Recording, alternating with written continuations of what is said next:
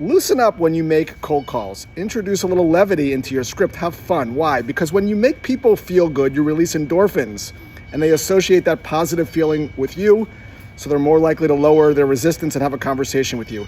Here's what having a little fun on a cold call sounds like. Prospect picks up the phone and you say, in a playful tone, "You are probably going to hate me because this is a cold call. Would you like to hang up, or can I ask you two questions? One's easy and one's a little difficult. You want to roll the dice?" And then just pause. And you'll find that some people, not everyone, will lean into that and laugh and say, "Sure." And then here's the first question. "So James, I know that you like to wash your car on the weekends. Are you using one bucket or two buckets when you wash your car?" "James, I'm using one bucket." "Okay, here's the hard question. You ready for it?" "Yeah, go ahead." "Okay, so most of the time when people use one bucket, what can happen is dirt settles to the bottom of the bucket and can get trapped in the sponge, which can scratch your car.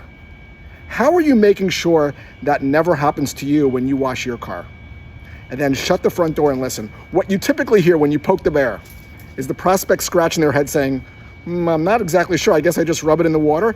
And then you will say this: "What's your opinion of the grit guard?" You're going to presuppose the prospect actually is familiar with your solution, because chances are they are. And they might say, "What is it?" And then you might say, "With the grit guard, you rub your sponge on a device that sits in your bucket and dirt settles to the bottom of the bucket and off your car." And the prospect might say, "Well, how does it work?"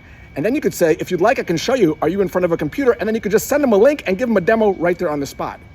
If they say, "I have heard of a grit guard," you might simply say, "Sounds like the value wasn't there for you," and just listen. The intent is not for this to work every time. Nothing works all the time. You're indifferent to the outcome. You're detached. You don't have expectations. You're like a comedian working out their set.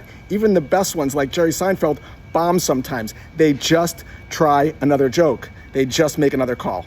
All right, have fun making cold calls today. Let me know how this feels for you. Hi, Amy. You're probably going to hate me because this is a cold call. Do you want to hang up, or can I ask you a question? No, that was probably the best introduction there. Does that usually work? If I'm being honest, it works maybe a quarter of the time. And if I'm being even more honest, that was probably the best reaction I've gotten from it. Oh, never heard it before, but I see why it would work.